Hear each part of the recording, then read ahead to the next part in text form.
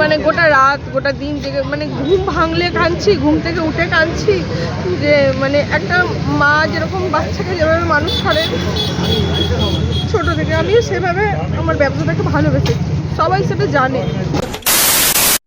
লোকে আমাকে বলেছিল তুই পারবি না, তুই করিস না, এইরকম করলে তোর ক্ষতি হবে।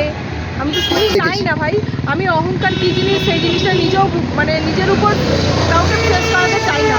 কারণ আজকে আমাকে মানুষ যেরকম ভালোবেসে এসছে, আজকে যদি আমার অহংকারটা বেড়ে যায় বা কোনো জায়গায় গিয়ে কারণ মনে হয় দিদির অহংকার আছে, সে আমার দোকানে আসবে। আর আমি এখানে দোকানটা করেছি যাতে সব মানুষ যেন আসে, কেউ যেন বাদ রাখে না, সব পাই। আচ্ছা দিদি, আসুক, বাইরে থেকেও আসুক, আমি এটাই চাই। এখন তো তুমি ভাইরাল, তোমার সেলও বেশি হচ্ছে, তা এখন যদি ইউটিউবাররা তোমার কাছে ভিডিও করতে আসে তা ওদের মার খেতে হবে না তো? কেন মার খেতে হবে? আমি কি, আমাকে দেখে মনে হচ্ছে আমি তোমাদের মারবো?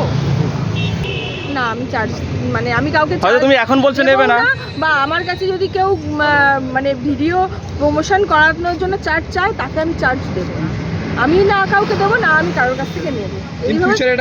না, কখনো হবে না। আমি চাই যে প্রচারটা মানুষের খাবারের কোয়ালিটির উপর হোক, মানুষের টাকা দিয়ে যেন সেই প্রচারটা না করে, আমি সেটাই বলি। এই ইউটিউবারদের জন্য কি তোমার কিছু লাভ হয়েছে?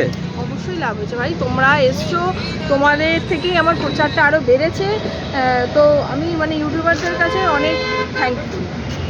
দিদির কি নতুন আউটলেট আমরা কি কলকাতাতে দেখতে পাবো? না ভাই, এখনই কলকাতা নিয়ে কিছু ভাবছি না, কারণ আমার এখনও অত বড় কিছু হয়ে যায়নি। আমি ছোট আছি, ছোট থেকেই বড় হতে চাই, কিন্তু সেটা এখন খুব তাড়াতাড়ি নয়।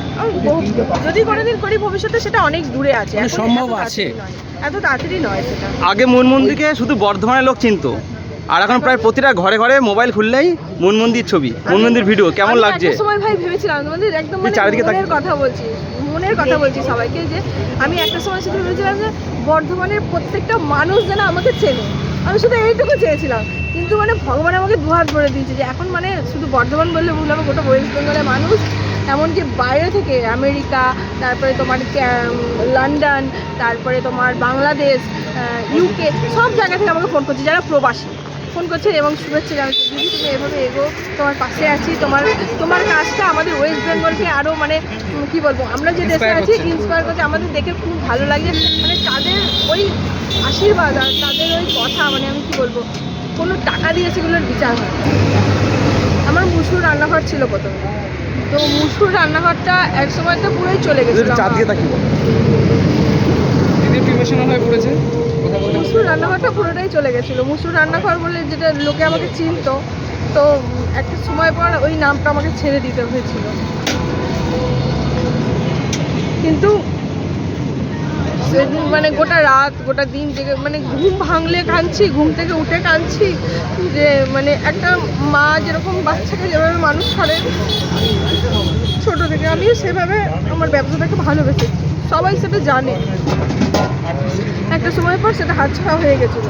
তারপর আমার হাজব্যান্ড আমাকে অনেকটাই সাপোর্ট করেছে, বলেছে যে নিজের যোগ্যতা থাকলে সেটাকে তুমি আবার অর্জন করে দেখাও, এটাই হবে তোমার জিত। এটা কিছু নাই, চলে গেছে এটা তোমার মনে থাকবে না, কিন্তু যেটা তুমি পাচ্ছ সেটা তোমার সবসময় মনে থাকবে। তারপর আমার এই আইসানি নামটা অ্যাড হলো মুসুর রান্নাঘরের সাথে।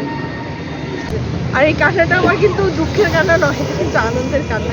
আমি সবসময় চেষ্টা করেছি যে আমরা নিজেরা বাড়িতে যেটা খাই সবাইকে দিতে পারলে সেটাই দেবো, না হলে আমি দেবো। এই ভিডিওটা আসছে আমার প্রোফাইলেই তোমরা পাবে যে আমরা কিভাবে ঘরে মশলা করি। আমরা সব গোটা মশলা কিনে নিয়ে সেটাকে বাড়িতে মানে সবটাই পেস্ট করে, এবার দেখো অত মশলা শিলনোড়াতে বাটা পসিবল নয়, মিক্সার গ্রাইন্ডারে পেস্ট করা হয়, কিন্তু সেটা সমস্তটাই ঘরে হয়, কোনো কিছু মানে তোমরা কেমিক্যাল এটার মধ্যে পাবে না।